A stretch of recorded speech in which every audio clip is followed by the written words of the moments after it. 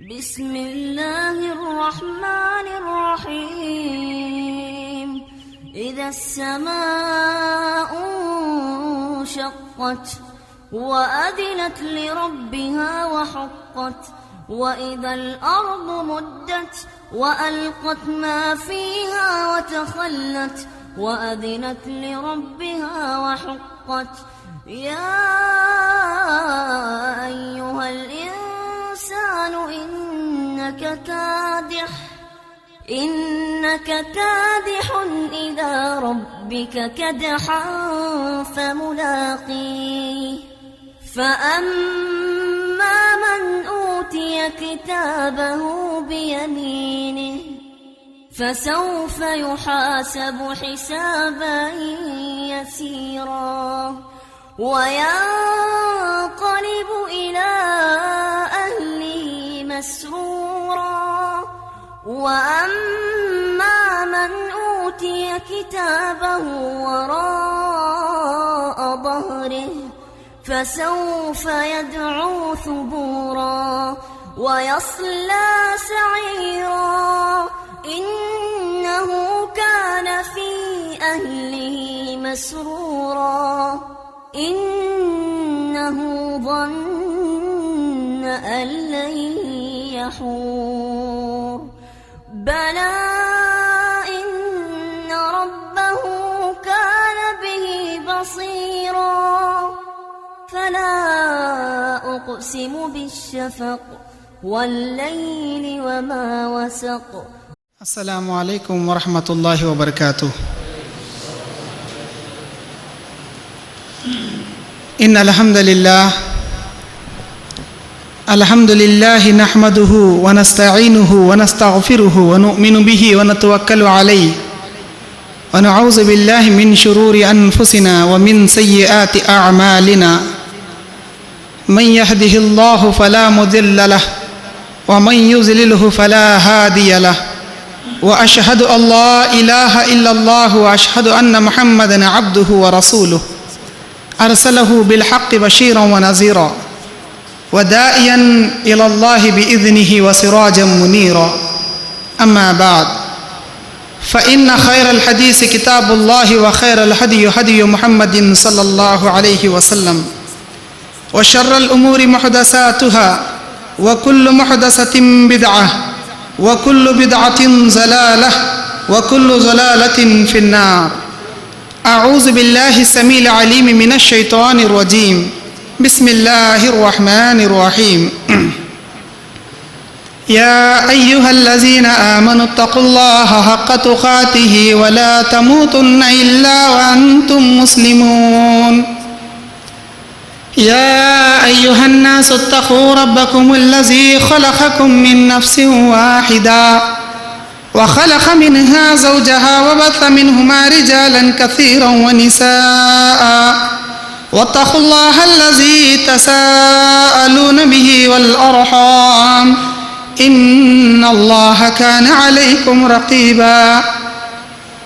يا أيها الذين آمنوا اتقوا الله وقولوا قولا سديدا يصلح لكم أعمالكم ويغفر لكم ذنوبكم ومن يطع الله ورسوله فقد فاز فوزا عظيما.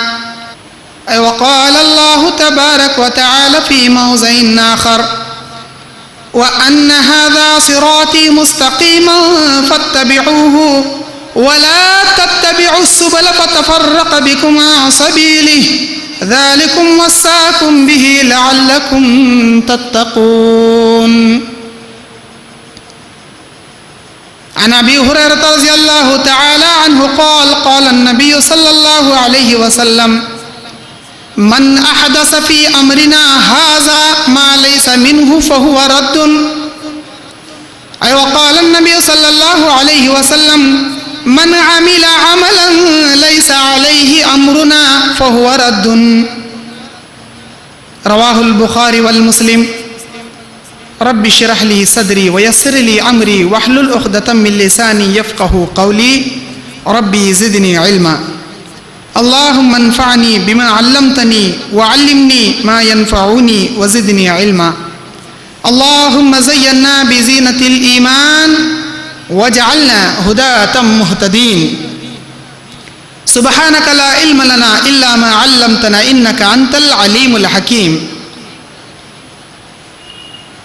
تمام تعریفوں کا مالک، تمام کائنات کا خالق، انسان، جنات، جمادات، نباتات، حجر و شجر، مچھلیاں و تتلیاں، غرض کہ زمین و زمان، مکی و مکان میں رہنے والی ساری مخلوق کا وہ اکیلا پالنہار و پروردگار، رؤوف الرحیم، بڑا ہی ارحم الراحمین، مالک یوم الدین، خالق کون و مکان، مالک ارض و سما ہے، جو مالک یوم الدین ہے، جو سب سے بڑا غوث اعظم ہے، جو سارے مشکلوں کی دور کرنے والا مشکل کشا ہے، وہی دستگیر ہے، وہی دینے والا ہے، وہی لینے والا ہے، وہ زندگی موت کا مالک ہے، وہ عزتوں ذلتوں کا بہت ہی بڑا دینے والا شہنشاہ ہے. اللہ تبارک و تعالیٰ کے قبضے قدرت میں سارے مخلوق کی جان ہے. اللہ رب العالمین کے اختیار میں دونوں جہاں کی ملکیت و ملوکیت ہے. وہ اللہ تعالیٰ جس کا نہ کوئی ثانی ہے، جس کا نہ کوئی بھائی ہے، جس کی نہ کوئی بہن ہے، جس کے نہ کوئی ماں باپ ہے، جس کے نہ کوئی رشتہ دار ہے، وہ اکیلا ہے. هو الاول والآخر والظاہر والباطن لیس کمثلہ شیء وهو السمیع البصیر. وہ اللہ تعالیٰ پہلے سے تھا، اب بھی ہے، آخر تک رہے گا. وہ اللہ تعالیٰ هو الحی القیوم، وہ ہمیشہ سے زندہ ہے، وہ ہمیشہ سے قائم ہے. اسے نہ کبھی نیند آتی ہے، اسے نہ کبھی اونگ آتی ہے، نہ اس پر کبھی فنا و بربادی کا مہیا لازم ہے. وہ اللہ تبارک و تعالیٰ جس کے قدرت میں کسی کے مشورے کا دخل نہیں، وہ اپنی مرضی کا مالک ہے، وہ جیسا چاہتا ہے کرتا ہے، وہ جس کے ساتھ چاہتا ہے جو چاہے کرتا ہے. وہ اللہ تبارک و تعالیٰ ہوا وہو علی کل شیء قدیر ہے، ہر چیز پر قدرت رکھنے والا، وہ بڑا ہی عظیم، بڑا ہی اکبر، بڑا ہی اعلیٰ، بڑا ہی افضل، وہ قادر مطلق ہے.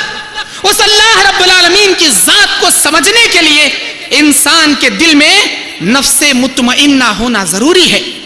جس انسان کا دل رب ذوالجلال والاکرام کو دیکھے بغیر، اس اللہ رب العالمین کا نظارہ کیے بغیر ایمان لائے، اس کی قدرتوں کو سمجھتے ہوئے دیکھتے ہوئے اللہ کی وحدانیت کو جانے، یہ مومنوں کا کام ہے.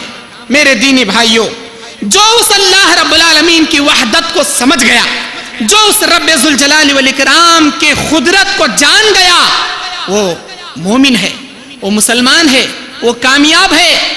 جس انسان نے رب کی خلقت میں ایمان لانا تو درکنار ڈاؤٹ بھی کیا، شک بھی کیا، وہ راہ راست سے گمراہ ہو گیا.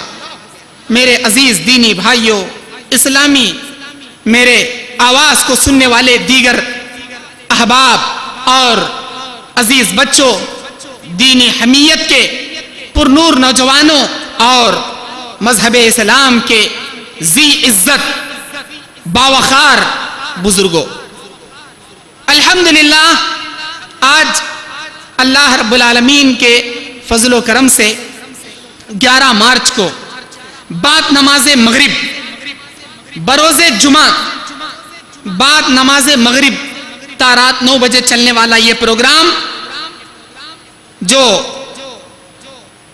11 مارچ 2011 اتوار کے دن IIC کے اس پروگرام میں جس موضوع کی لب کشائی کرنے کے لیے میں آپ کے سامنے کھڑا ہوں، وہ اسلام کے نام پر دھوکہ، فراڈ، اسلام کے نام پر دھوکہ، اسلامینا ಹೆಸರಿನಲ್ಲಿ ಮೋಸ ಹಾಕುವ ವೇಷ ಕೊಡುವ ಜನರಿಗೆ ಮೋಸ.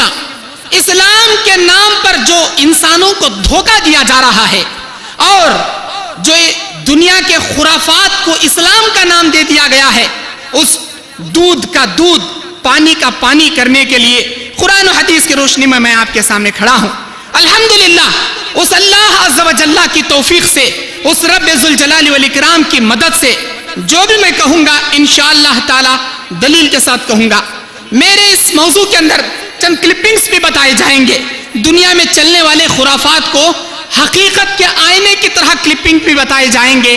برائے مہربانی یہ کلپنگ کسی خاص مسلک سے جڑے ہوئے نہیں ہیں، کسی خاص مکتب فکر سے جڑے ہوئے نہیں ہیں، اور ہمارا یہ دعوتی مشن، ہمارا یہ دعوتی مقصد کسی کے دل کو چوٹ پہنچانا، کسی کے عزت آبرو کو اٹھا کر اچھالنا یہ ہرگز نہیں ہے۔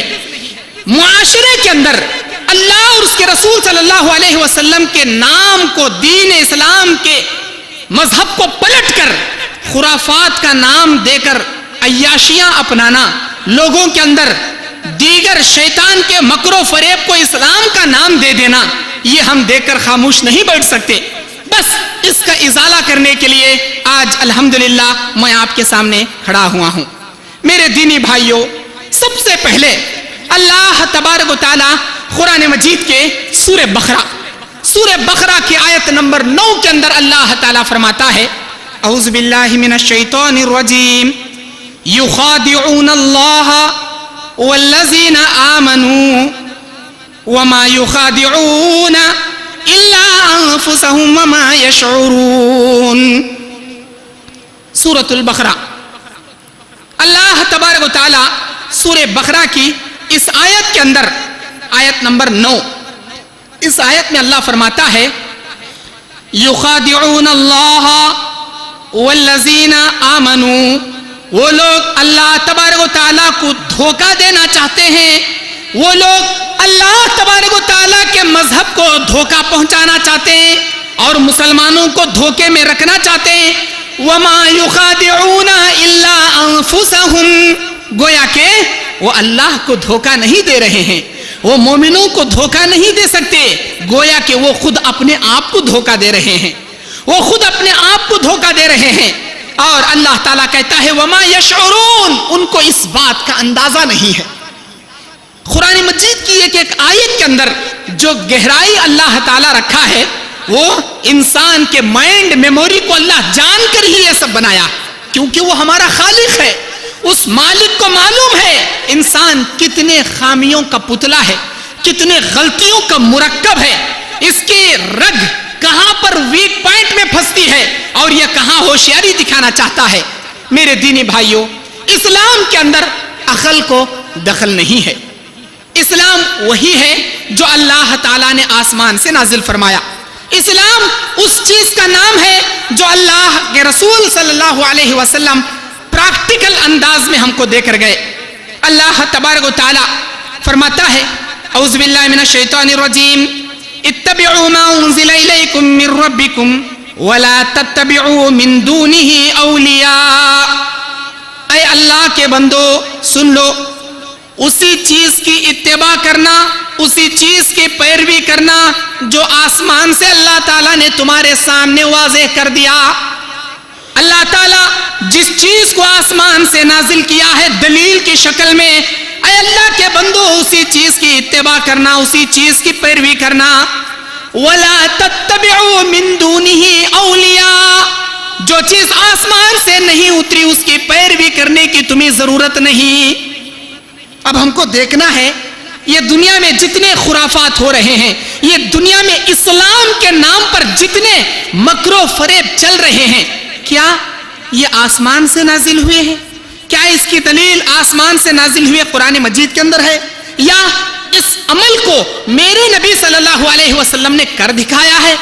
اگر وہ آسمان کی دلیل ہے، وہ من جانب اللہ اگر ہے، تو اس کے عمل کرنے میں انسان کو شک بھی نہیں کرنا چاہیے۔ آنکھ بند کر کے اس حکم کو سر آنکھوں پر تسلیم کرتے ہوئے اپنے سر کو خم کرتے ہوئے عمل کرنا چاہیے۔ جو چیز آسمان سے نازل نہیں ہوئی، جس چیز کو میرے نبی پریکٹیکل کر کے نہیں بتائے، جس چیز کی دلیل اسلام کے اندر نہیں ہے، وہ بھلے ہی ہمارے آنکھوں کو سونا نظر آئے، وہ ہماری آنکھوں کو ہیرا موتی نظر آئے، وہ ہماری آنکھوں کو ایک چمکنے والا چاندی نظر کیوں نہ آئے، وہ دھوکہ ہے، وہ اسلام کے اندر خرافات ہے، وہ بدعت ہے، وہ گمراہی ہے، وہ شیطان کا بتایا ہوا مکر و فریب کا چال ہے، وہ شیطان کی چال ہے۔ شیطان انسان کے سامنے اپنے شیطانی روپ میں آ کر نہیں بہکاتا۔ شیطان سب سے پہلے انسانوں کے سامنے بڑی داڑھی رکھ کر آتا ہے، بڑا پرہیزگار متقی اولیاء اللہ کی شکل میں آتا ہے۔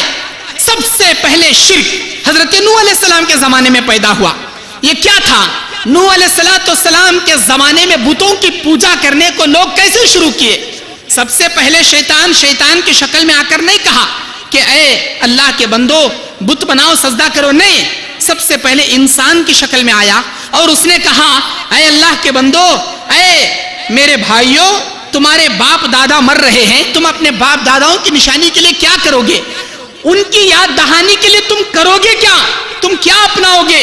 اسی لیے تم ان کے یاد کو تازہ رکھنے کے لیے، ان کے چہروں کو اپنے ذہن میں منحصر رکھنے کے لیے تم ایک مورتی تلاشو، ان کو دیکھ کر اپنے باپ داداؤں کو یاد کرو، ان کے احسان کو یاد کرو۔ اس طرح اس نے بت بنایا، ایک پیڑھی کو دیکھنے لگایا، ان کے بعد آنے والے پیڑھیوں کو کہا کہ تمہارے باپ دیکھتے تھے، تم ذرا دیکھ کر اپنے چہرے کو نیچے کرو۔ وہ چہرے نیچے کرتے تھے۔ پھر ان کے بعد والے پیڑھیوں کے پاس آ کر شیطان کہا تمہارے باپ دادا اس طرح کرتے تھے، تم ذرا رکوع کرو۔ ان کے پیڑھیوں کو رکوع کروایا، پھر ان کے پیڑھیوں کو سجدہ کروایا۔ میرے دینی بھائیوں، یہ اسلام کے اندر ایک نئی چال جو بڑے داڑھی کے اولیاء اللہ کی شکل میں آ کر بتانے والا تھا، شیطان تھا۔ یہ کیا تھا؟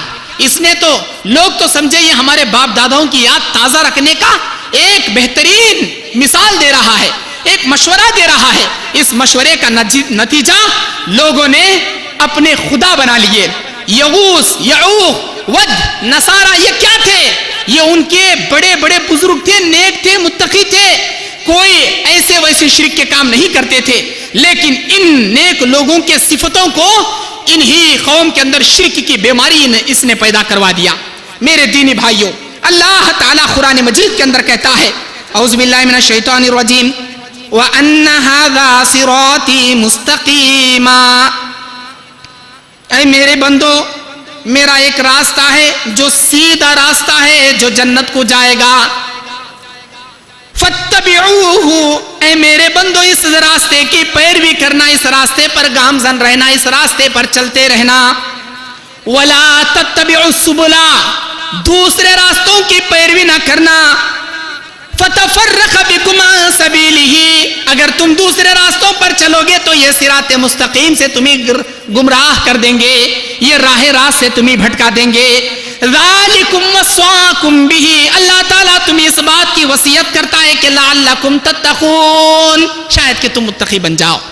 اللہ کے رسول صلی اللہ علیہ وسلم، بخاری کی حدیث ہے، یہ آیت سنانے سے پہلے نبی صلی اللہ علیہ وسلم زمین پر بیٹھے اور آپ نے ایک لکیر سے، ایک لکڑی سے ایک سیدھی لکیر آپ کھینچے، اس لکیر سے پھر دائیں بائیں دو لکیریں کھینچے۔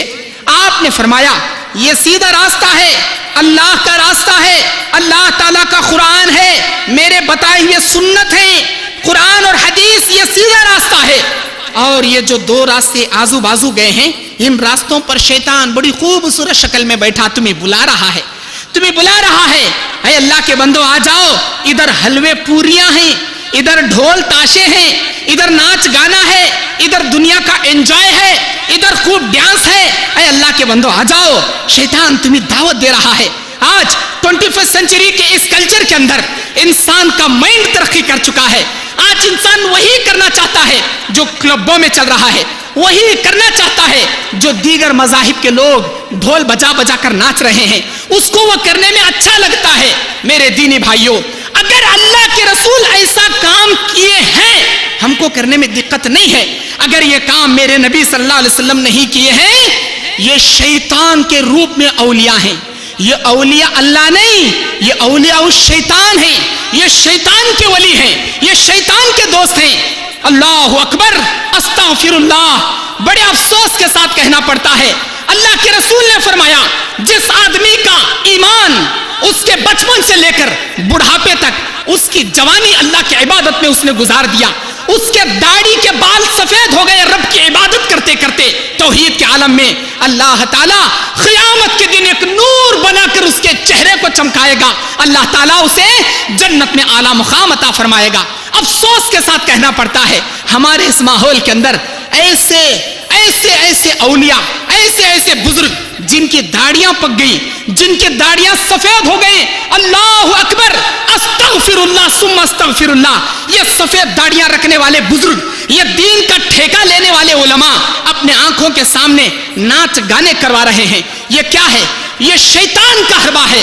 میرے دینی بھائیوں، آئیے آپ کے سامنے یہ کلپ آپ دیکھیے، آپ کو یقین ہو جائے گا کیا وہ یہ اسلام ہے جو اللہ کے رسول دے کر گئے تھے. اس کلپ کو دیکھیے.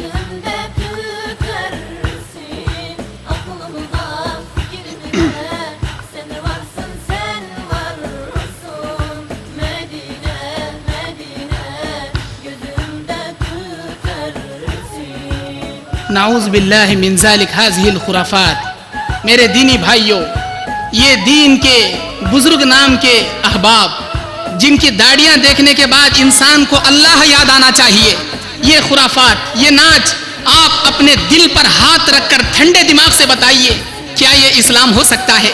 کیا وہ یہی اسلام ہے جو ہمارے نبی صلی اللہ علیہ وسلم ہم کو آج سے 1450 برس دے کر گئے تھے؟ کیا یہ صحابہ کرام کا منہج ہو سکتا ہے؟ للہ، اللہ اکبر، استغفر اللہ ثم استغفر اللہ، یہ ایسی لہو و لعب ہیں. اللہ تبارک و تعالی قرآن مجید کے اندر سچ فرمایا. سورہ لقمان کی آیت نمبر 6 کے اندر اللہ تعالیٰ کہتا ہے اعوذ باللہ من الشیطان الرجیم وَمِنَ النَّاسِ مَن يَشْتَرِي لَهْوَ الْحَدِيثَ لِيُضِلَّ عَن سَبِيلِ اللَّهِ. اللہ تبارک و تعالیٰ قرآن مجید کے اندر بیان فرماتا ہے بعض لوگ ایسے ہیں جو فضول باتیں کرتے ہیں، بعض لوگ ایسے ہیں جو ایسی لغو باتوں کو خریدتے ہیں جن سے تاکہ لوگوں کو اللہ تبارک و تعالیٰ کے راستے سے بہکا دیں. یہ کون ہے؟ یہ اس سارے کلپ کے اندر رہبر بن کر بیٹھنے والا، اس جلسے کے اندر سرپنچ بیٹھ کر لوگوں کو نچوانے والا، یہ پاکستان کا طاہر القادری ہے. یہ طاہر القادری ہے. لوگ اس کو اپنا مرید، اپنا ولی مانتے ہیں، اپنا پیر مانتے ہیں. میرے دینی بھائیوں، بھلے ہی طاہر القادری ہو یا کوئی اور اللہ کا بندہ ہو، ہم کو کسی شخصیت سے دشمنی نہیں ہے. میرے دینی بھائیوں، طاہر القادری وہ اپنے آپ کو بڑے علامہ سمجھتے ہیں، اپنے آپ کو عالم دین کہتے ہیں. میں پوچھنا چاہتا ہوں طاہر القادری سے، کیا اللہ کے رسول صلی اللہ علیہ وسلم نے میوزک لگا کر، ایسی میوزک جو آپ نے اس کے اندر آڈیو نہیں سنی، صرف ویڈیو کو آپ نے دیکھا، اس کی آڈیو کو گھر پہ جا کر ذرا آڈیو کی میوزک کو رکھ کر دیکھنا. یہ مصر کا گانا ہے، یہ مصر کا سانگز ہے. اس سانگز کے اندر اگر کوئی مصری عورت عربی میں گانا گاتی ہے اور اس گانے کے اندر رسول کا نام لیتی ہے تو کیا وہ اسلام کا گانا جائز ہو جائے گا؟ نہیں میرے بھائیوں، اللہ کے رسول صلی اللہ علیہ وسلم کیا صحابہ کرام کو ایسے نچواتے تھے؟ نعوذ باللہ من ذالک۔ میرے دینی بھائیوں، حضرت ابو مالک رضی اللہ تعالیٰ عنہ، عبداللہ بن مسعود رضی اللہ تعالیٰ عنہ کہتے ہیں، اللہ کی قسم کھا کر کہتے ہیں کہ میں نے اللہ کے رسول صلی اللہ علیہ وسلم کو فرماتے ہوئے سنا، اس آیت کے اندر، قرآن مجید کے سورہ لقمان کی 6 نمبر آیت کے اندر، لَيَشْتَرِي مِنَ النَّاسِ لَهْوَ الْحَدِيثِ، لہو الحدیث سے مراد نبی کریم صلی اللہ علیہ وسلم نے بیان فرمایا یہ گانے بجانے کے آلات ہیں، یہ میوزک کے آلات ہیں۔ میرے دینی بھائیوں، اللہ اکبر، اللہ تعالیٰ پناہ دے ہم کو ایسے لہو العب سے۔ یہ دین کے لہو العب اسلام ہرگز نہیں ہو سکتا۔ میرے نبی صلی اللہ علیہ وسلم گانے بجانے کے آلات کو دنیا سے ختم کرنے کے لیے آئے تھے۔ میرے نبی صلی اللہ علیہ وسلم گانے بجانے کے آلات کو دنیا میں پیدا کرنے کے لیے نہیں آئے تھے، بلکہ آپ گانے بجانے کے آلات کو دنیا سے مٹانے کے لیے آئے تھے۔ حضرت ابو مالک الاشعری رضی اللہ تعالیٰ عنہ بیان کرتے ہیں، صحیح بخاری کی حدیث ہے، اللہ کے رسول صلی اللہ علیہ وسلم نے بیان فرمایا، لَيَكُونَنَّ مِنْ أُمَّتِي أَقْوَامٌ يَسْتَحِلُّونَ الْحِرَّ وَالْحَرِيرَ وَالْخَمْرَ وَالْمَعَازِيفَ۔ اللہ کے رسول صلی اللہ علیہ وسلم بیان فرماتے ہیں، میری امت کے اندر بعض ایسے آدمی پیدا ہوں گے، بعض ایسے لوگ پیدا ہوں گے جو زنا کو حلال کر لیں گے، ریشم کے کپڑے کو حلال کر لیں گے، شراب کو حلال کر لیں گے، اور گانے بجانے کے آلات کو حلال کر لیں گے۔ یہ کیا ہے؟ ایک دین کا ٹھیکہ رکھنے والا عالم، اپنے آپ کو مفتی کہنے والا، اپنے آپ کو علامہ کہنے والا، وہ خود نہیں ناچ رہی ہے بلکہ پبلک کو یہ مفتی نچوا رہا ہے، اور اس کے علاوہ بہت سارے علماء، بہت سارے وہاں پر دین کے ٹھیکیدار بیٹھے ہوئے ہیں، ان کے سامنے جن کی داڑیاں پک گئی ہیں، اسلام کے نام پر بزرگ احباب جن کے داڑیاں، جن کے ٹوپیاں اور جن کے جبہ قبوں کو دیکھ کر کسی کو بھی دور سے سمجھنے والا سمجھے گا یہ تو بڑا اللہ کا ولی ہے،